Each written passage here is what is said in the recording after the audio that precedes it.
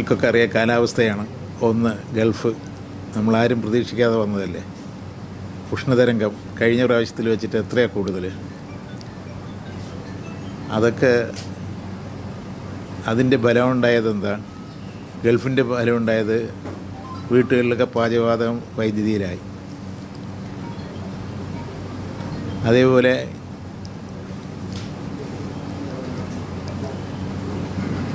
വൈദ്യുതി വാഹനം ഏറ്റവും കൂടുതൽ കേരളത്തിൽ തന്നെയാണ് വന്നിരിക്കുന്നത്. അതും വൈകുന്നേരങ്ങളാണ് ഉപയോഗിക്കുന്നത്. പിന്നെ ഗ്രൈൻഡർ, മിക്സി ഇതെല്ലാം വൈകുന്നേരമാണ് ഉപയോഗിക്കുന്നത്. ഇതൊക്കെ വരുമ്പോൾ ഓവറായിട്ട് വരുമ്പോൾ ഡ്രിപ്പാകുകയാണ്. പവർ കട്ടിംഗ് അല്ല, ഡ്രിപ്പാകുകയാണ്. ഓവർലോഡ് വരുമ്പോൾ ഡ്രിപ്പാകുകയാണ്. അതാണ് ചെയ്തിരിക്കുന്നത്. അതാണ് അതിലുള്ളത്. ഇപ്പോൾ നമ്മൾ അത് മുൻകൂട്ടി കണ്ടുകൊണ്ടാണ് ഉൽപ്പാദന രംഗത്ത് ഇതുവരെ ഉണ്ടാകാത്ത ഒരു കുതിച്ചുചാട്ടമാണ് ചെയ്തത്. അതിന് ഞങ്ങൾ ഉൽപ്പാദന രംഗത്ത് ഇറക്കിയ ബുക്ക് നിങ്ങൾക്ക് തരാം. നിങ്ങളതൊന്ന് വായിച്ച് നോക്കിയിട്ട് ഞങ്ങളെ വിമർശിക്കുന്നത് ശരിയാണെന്നുള്ളത് നോക്കണം. നിങ്ങളത് വായിച്ച് നോക്കാതെ ഉൽപ്പാദന രംഗത്തൊന്നും ചെയ്തില്ല എന്ന് പറഞ്ഞാൽ, ഹൈഡൽ പ്രോജക്റ്റ് 20 മെഗാവാട്ടൊക്കെ ആയിരുന്നു അതിന് മുമ്പുള്ളത്. ഇപ്പോൾ 175 മെഗാവാട്ടായി. അതേപോലെ 2000 ചില്ലാനം മെഗാവാട്ട് ഇതുണ്ടാക്കി. ഇതൊക്കെ മുൻകൂട്ടി കണ്ടുകൊണ്ടുള്ള പ്ലാനിൽ ചെയ്തത്. അതൊന്നും ചെയ്തില്ല, മുൻകൂട്ടി ഒന്നും കണ്ടില്ല എന്നുള്ള വിമർശനം മാത്രം നിങ്ങൾ പറയുമ്പോൾ അതിൽ മനസ്സിന് വിഷമമുണ്ടെന്ന് പറയാനാണ് ഞാൻ ഉദ്ദേശിക്കുന്നത്. ഇതിലെന്തൊക്കെ ചെയ്തിരിക്കണോ എന്നുള്ളതിൻ്റെ ഞാൻ എല്ലാവർക്കും ഓരോ ഇത് തരാം. എന്തൊക്കെ വൈദ്യുതി രംഗത്ത് ചെയ്തിരിക്കണോ അത് നടപ്പാക്കിയിട്ട് അതൊന്ന് വായിച്ച് നോക്കിയിട്ട് വിമർശനം നടത്തുന്നതിൽ എനിക്ക് അഭിപ്രായ വ്യത്യാസമില്ല. അതാണ് എനിക്ക് പറയാനുള്ളത്.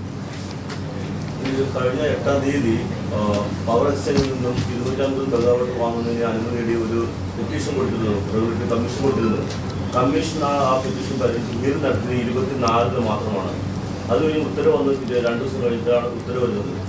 ഈ 18 വരെ പവർ എക്സ്ചേഞ്ചിൽ വൈദ്യുതി ലഭ്യമായിരുന്നു. പക്ഷേ ഈ പെറ്റീഷൻ അനുമതി വന്നപ്പോഴേക്കും അവിടെ വൈദ്യുതി ഉണ്ടായിരുന്നില്ല. ഇക്കാര്യത്തിൽ ഇപ്പോഴൊരു ക്രൈസിസ് കണക്കെടുക്കുമ്പോൾ ഈ പെറ്റീഷൻ അടിയന്തര പരിഗണിച്ച് തീരുമാനം എടുക്കേണ്ട കമ്മീഷന്റെ ഭാഗത്ത് വലിയ ഗുരുതരമായ വീഴ്ച വന്നിട്ടില്ല. എന്താണ് ബോർഡിന്റെ അഭിപ്രായം, കേസിന്റെ അഭിപ്രായം? അവരുടെ അഭിപ്രായം KCയുടെ വിലയിരുത്തിയിട്ടേ പറയാൻ പറ്റുള്ളൂ. എന്ത് കാരണം കൊണ്ടാണ് തടസ്സം നിർത്തി എന്നുള്ളത് ഒരു വിവാദം ഉണ്ടാക്കാനില്ല. അതെന്താ കാരണം എന്നുള്ളത് മനസ്സിലാക്കിയ ശേഷമേ പറയാൻ പറ്റുള്ളൂ. എന്തുകൊണ്ടാണ് കമ്മീഷൻ അങ്ങനെ ഒരു തീരുമാനം എടുത്തത് എന്നുള്ളത് അറിയില്ലല്ലോ.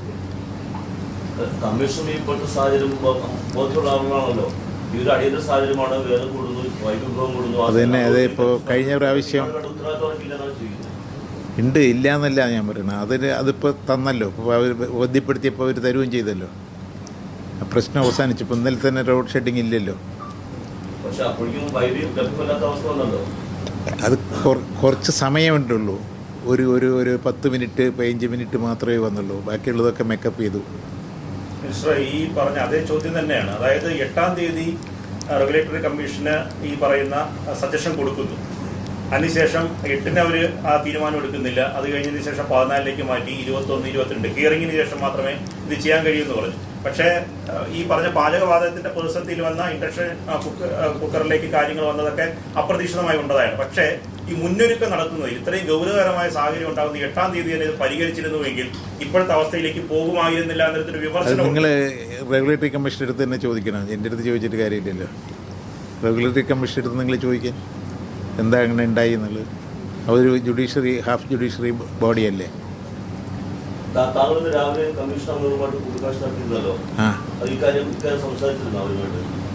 ഞങ്ങൾ പലതും സംസാരിച്ച് എല്ലാതും പറയാൻ പറ്റില്ലല്ലോ. നമുക്ക് ഈ പ്രതിസന്ധി എങ്ങനെ പരിഹരിക്കണം എന്നുള്ളതിനെ കുറിച്ച് ആലോചിക്കുകയല്ലേ. പക്ഷെ അവരുടെ കൂടി ഒരു പിടിപ്പുകേടിന്റെ ഭാഗമായിട്ടല്ലേ ജനഘടന അനുഭവിക്കുന്നത്. ഒരു കേരളത്തിലല്ല എന്നൊരു ഫീലിംഗ് ഉണ്ടോ? കാരണം റെഗുലേറ്ററി കമ്മീഷൻ എന്ന് പറയുന്നത് ഒരു ആകാശത്ത് പ്രവർത്തിക്കുന്ന ഒരു സ്ഥാപനമല്ലല്ലോ, കേരളത്തിലുള്ള ഒരു സ്ഥാപനം. 8-ാം തീയതി ഒരു പെറ്റീഷൻ നിങ്ങൾ റെഗുലേറ്ററി കമ്മീഷനോട് ചോദിക്കുന്നതാണ് നല്ലത്. അല്ല, അതിനകത്ത് വകുപ്പിന്റെ മന്ത്രി എന്ന നിലയിൽ അത് ഞങ്ങൾ അഭിപ്രായം പറഞ്ഞ ശേഷമാണല്ലോ ഇപ്പോൾ ഇത് കിട്ടിയത്.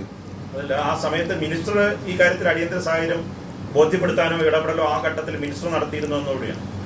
അല്ല, അത് ബോർഡ് നമ്മുടെ അടുത്ത് നിർദ്ദേശം തന്നാലല്ലേ നമുക്ക് അതിൽ ഇടപെടാൻ പറ്റുള്ളൂ. ബോർഡ് എൻ്റെ അടുത്ത് നിർദ്ദേശം തന്നിട്ടില്ല. ഇല്ല. വൈകിട്ട് അവസാനം ഞങ്ങൾ ഇടപെട്ടിട്ടാണ് റെഗുലേറ്ററി കമ്മീഷൻ പെട്ടെന്ന് തീരുമാനമെടുത്തത്. അതായത് 8-നും ശേഷം ഈ വൈകുന്ന സമയത്തൊന്നും മന്ത്രിയുടെ ഇടപെടൽ തേടിയില്ല ബോർഡ്. ഇല്ല, ബോർഡ് അത് കിട്ടും എന്നുള്ളൊരു പ്രതീക്ഷയിലിരുന്നതാണ് അവർ. അത് കിട്ടിയില്ല എന്നുള്ളതാകുന്നപ്പോഴല്ലേ നമ്മൾ 2024 ഏറ്റവും കൂടുതൽ വൈദ്യുതി ഉപഭോഗം ഉണ്ടായത്. അതിൽ കാര്യമായ വർധന ഇത്തവണ ഉണ്ടായിട്ടില്ല എന്നാണ് പൊതുവെ ഒരു വിഭാഗം ആൾക്കാർ പറയുന്നത്. അതിപ്പോൾ ലോഡ് താങ്ങാനുള്ള കപ്പാസിറ്റി ട്രാൻസ്ഫോമറിനും മറ്റും ഇല്ലാത്തതാണ് പ്രധാനപ്പെട്ട റീസണായിട്ട് അവർ ചൂണ്ടിക്കാട്ടുന്നത്. അങ്ങനെയുള്ള വസ്തുതയുണ്ട്. ഇത് നിങ്ങളതൊന്ന് വായിച്ച് നോക്കിയാൽ എന്തൊക്കെ ചെയ്തിട്ടുണ്ട് എന്നുള്ളത് വളരെ അല്ലല്ല, അത് വേണ്ട. ഇതിൽ അങ്ങനെ ഇത് പറയാൻ പറ്റാത്ത അത്രയും ഉണ്ട്. ഓരോ സെക്ഷനിലും നമ്മൾ ചെയ്ത പ്രവൃത്തികൾ എന്താണ്, ട്രാൻസിഷനിൽ എന്താണ്, ഈ ഉൽപ്പാദനത്തിൽ എങ്ങനെയൊക്കെയാണ് ചെയ്തതെന്നുള്ളതിനെല്ലാം ട്രാൻസ്ഫോർമർ എത്രണ്ണം വാങ്ങിയിട്ടുണ്ട്, എത്രണ്ണം ഉപയോഗിച്ചിട്ടുണ്ട് എന്നുള്ളതൊക്കെ എല്ലാം കൃത്യമായ കണക്കുണ്ട്. എപ്പോൾ മുതലാണ് ലോഡ് ഷെഡിംഗ് ആരംഭിക്കുന്നത്? എപ്പോൾ മുതൽ ആരംഭിക്കുന്നത്? ഇങ്ങനത്തെ പ്രഖ്യാപിച്ചിരിക്കുന്നതാണോ? അല്ല, ഈ ഓവറായിട്ട് ഉപയോഗം വരുമ്പോൾ ഡ്രിപ്പാകുകയാണ്, അത്രയേ ഉള്ളൂ. അത് 10 മിനിറ്റോ 5 മിനിറ്റോ അതായത് ലോക്കൽ ഓഫീസേഴ്സിന് അങ്ങനെയല്ല. ഡ്രിപ്പാകുന്നതിനും ലോഡ് ഷെഡിങ്ങിനും വ്യത്യാസമുണ്ട്. ഇല്ല, ഇപ്പം ഇല്ല. ഇല്ല, ഇനി സാഹചര്യം എങ്ങനെ വരുന്നു എന്നുള്ളത് അറിഞ്ഞിട്ടല്ലേ ചെയ്യാൻ പറ്റുള്ളൂ. നമുക്ക് പവർ ഇപ്പോൾ 250 മെഗാവാട്ട് കിട്ടിയിട്ടുണ്ട്. ഇനിയും കൂടുതൽ കിട്ടാനുള്ള സാധ്യതയുണ്ടെങ്കിൽ നമുക്ക് ഒരിക്കലും പ്രശ്നം വരില്ല. ഇപ്പോൾ മഴ പെയ്തു, ഇന്നലെ മഴ പെയ്തപ്പോൾ യാതൊരു പ്രശ്നവും ഉണ്ടായിരുന്നില്ലല്ലോ. ഇന്നലെ രാത്രി ഒന്നും ഉണ്ടായിരുന്നില്ല. അതുപോലെ ഇപ്പോൾ ഇന്നും കാലാവസ്ഥ നമുക്ക് അനുകൂലമായിട്ടാണ് നിൽക്കുന്നത്. മഴ പെയ്യുന്നതാണ് പറയുന്നത്. അത് വന്നാൽ പിന്നെ പ്രശ്നമേ വരില്ല. കഴിഞ്ഞ ഒരാഴ്ചയോളം തിരുവനന്തപുരത്ത് മാത്രം, തിരുവനന്തപുരത്ത് നമ്മൾ നേരത്തെ കാണുന്നതാണ്, തിരുവനന്തപുരത്ത് ഈ മലയോര മേഖലയിലൊക്കെ ഏകദേശം 1 മണിക്കൂറിലധികമാണ് രാത്രികാലങ്ങളിൽ വൈദ്യുതി ഇല്ലാതിരുന്നത്. പ്രത്യേകിച്ച് 11 മണിക്കൊക്കെ ബുക്ക് കഴിഞ്ഞാൽ 12 മണിക്ക് ശേഷമാണ്. അപ്പോൾ അതൊന്നും ലോഡ് ഷെഡിംഗ് ആണ്. കാറ്റും മഴയും വന്നാൽ മരം വീണാലും കുഴപ്പം വരുമല്ലോ. കാറ്റും മഴ ഇല്ലാത്ത ദിവസം ഈ കഴിഞ്ഞ ഒരാഴ്ച കാലത്ത് ഇല്ല, അതെന്താ വെച്ചാൽ ഓവർലോഡ് വരുമ്പോൾ ട്രിപ്പാകുകയാണ്.